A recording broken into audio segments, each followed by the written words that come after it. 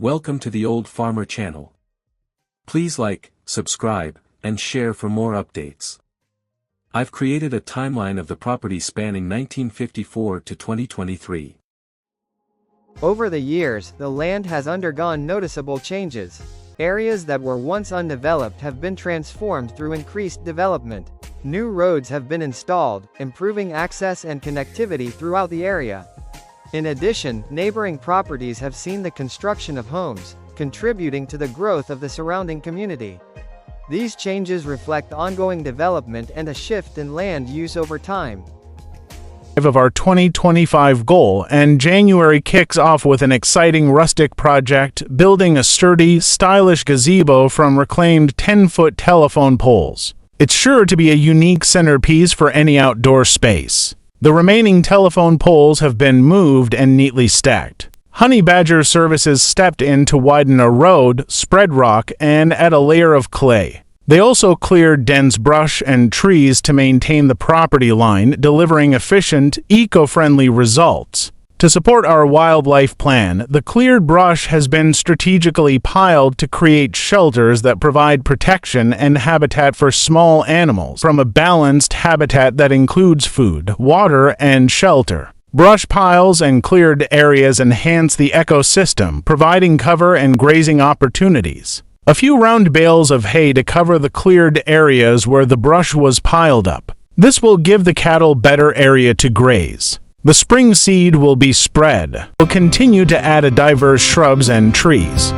Meet with biologists and create new wildlife plan. Discuss habitat improvements, conservation strategies, and land management techniques with a biologist to develop a plan that enhances local wildlife sustainability. Honey Badger Land Clearing Services came by for planned land improvement projects such as grading, clearing, or moving into brush piles. Here are summaries for each task that was completed in April 2026. The morning was spent adding to the gazebo to get it ready for summer gatherings. In garden area. Bermuda seed across section 1 to help restore the grass before the rainy season. A few dead oak and hickory trees near the fence line to use for firewood and clear the area. After the last storm, the wind had knocked a few trees from the neighbors over the fence. Wildlife was spotted on game camera and refilled the feeder near the creek. Here to vibrant ecosystems, but balancing livestock production with wildlife conservation is no easy task. Ranches face growing pressure to sustain both the land and its inhabitants. The solution? Innovative practices like rotational grazing. Rotational grazing divides pastures into smaller sections. Cattle visit organizations like the Texas Wildlife Association to learn more about rotational grazing and conservation. Support sustainable ranching.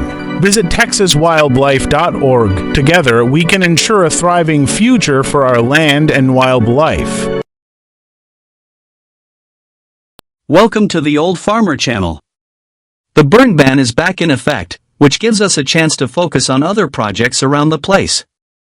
We've got bags of corn loaded into the game feeder as deer season approaches, and I've been reviewing the cameras to see what wildlife has been passing through. Still keeping an eye on the trees affected by canker disease as well. On the fence line, the last spray with RM43 from Tractor Supply really held up. Most of the weeds haven't returned. I went back to section 1 and touched up the few spots I missed. A new contract for hay production is now finalized, and the cattle are doing well as they continue their rotation. It's also interesting to look back. Google Earth has Street View images from June 2008, and it's amazing to see just how much the property has changed over the years.